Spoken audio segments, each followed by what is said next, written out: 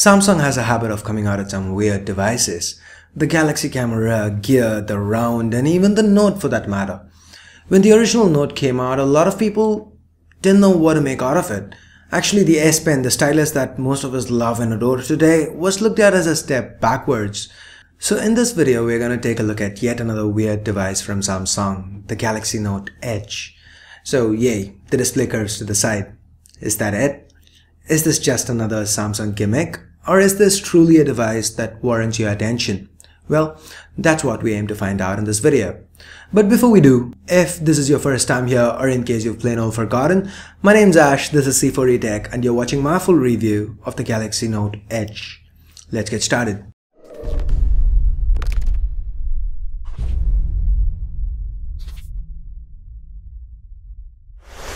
Barring the fact that the display is curved, the Note Edge looks a lot like the Note 4. We've got metal on the sides, we still have the user removable faux leather plastic back, and inside the microSIM and microSD card slots.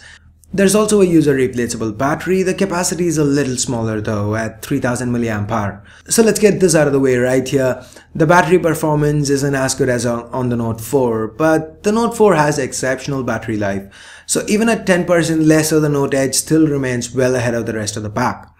The Note Edge also packs in the same Snapdragon 805 chip as on the Note 4, 32 gigs of onboard storage, 3 gigs of RAM, support for fast charging, the IR blaster, all the sensors, fingerprint, heart rate, UV, and of course it's a Note, so the S Pen. There's been no corner cut here. If it's on the Note 4, for better or for worse, it's made its way over to the Galaxy Note Edge.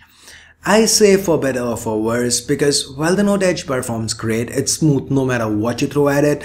It also retains some of the Note 4's quirks. Say for example the lag when shooting a picture and trying to open the gallery from the camera app. Anyway, let's talk about the star of the show here, that display. This is a 5.6-inch Quad HD Super Amoled display and an additional 160 pixel strip to the side. Now, what does this strip actually do? You can swipe over it to access some extra information. Samsung's tweaked TouchWiz a bit to make use of the extra side strip, and they've done a nice job at that. The animations popping from the side especially are a nice touch. The dock's gone here, we just have the call and app drawer shortcuts at the bottom. Despite the tweaks, this is still KitKat with TouchWiz on top, the same one that we saw on the Galaxy Note 4. So every Note 4 features available here. Multi-window, resizing the window options, the air commands, it's all here. The only change is buried in the settings menu, the edge screen option. Here you can choose the panels that are to be displayed to the side. There are a few available at start which include a memory game, and more can be downloaded from the Samsung store. Samsung's also opened up the API for third-party developers, so we can hope to see more added in the future. Anyway, let's talk more about what this strip can do today.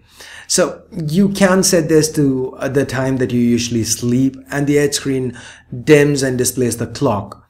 I can see myself getting used to it at my bedside. Alternatively, at any time you can just swipe over it a couple of times to turn on just the Edge display. It then shows the time and unread notifications, good stuff. It's also worth noting that a lot of TouchWiz apps have been tweaked to better utilize this display. Let's take the camera app for example. All the shortcut modes have been moved to the Edge screen. Initially the shutter key placement was awkward, but as I kept using it, it made sense. This is how we used to shoot pictures before smartphone cameras.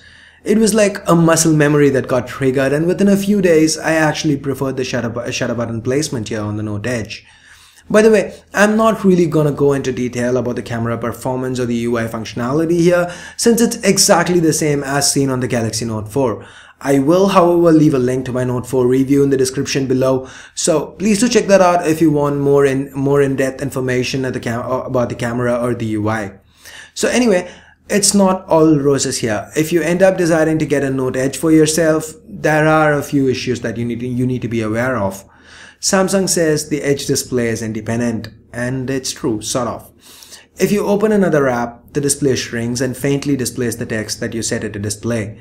But there's a bit of overlap here. Say for example you get a notification while playing a game or browsing, you need to wait a few seconds till it goes away before you can access that overlapping area. And when reaching across the display, sometimes your palm hitting the Edge display causes the phone to not register touches. This means you'd end up using a Note Edge with both hands a lot more than you'd probably end up doing so with, say for example, the Note 4. Again, it's nice that the shortcuts on the dock have been moved to the side, and that also helps when you quickly need to launch another app, but it also means that when you pick the Note Edge up left-handed, it's really difficult to hit some of these icons. Another quirk is when in landscape mode with the Edge display on top, you cannot pull down the notification bar. This means you can't adjust brightness or lock orientation. The only way to do this would be to flip the Note Edge the other way and then access the notification bar. That being said, these are little quirks that didn't really take a lot away from the experience here. Even after the initial novelty factor wore off, I still enjoyed using this phone because even at its worst, this is a Note 4 with a crazy curved display on one side. And therein lies my answer on if this is a phone that you should consider. If the Note 4 is a phone that intrigues you, then the Edge might be worth considering. You just have to ask yourself if you are willing to pay a premium for this curved display. But if you aren't a fan of the Note 4 to start with, the Edge screen isn't really going to change your mind. Me personally, I'm really intrigued by the Note Edge. I seriously feel that Samsung could be onto something here. Till foldable or really flexible devices are available, I have no qualms using the Note Edge. Because unlike something like, say, the Galaxy Round, I for one feel the Edge screen does bring with it some functionality that I see myself using every day. So with that, I guess we get to the end of this review. Hope you guys liked it, hope you found it useful. If you did, please do give this video a thumbs up, and for more videos like this, do stay subscribed. And if you do have any feedback or any video requests for me, feel free to hit me up on Facebook, Twitter or Google+. The direct links to all my social networks can be found right below that like button in the description. So once again, thanks a lot for watching. Till next time, this is Ash here from C4E Tech signing off. You guys have a great day. Bye bye now.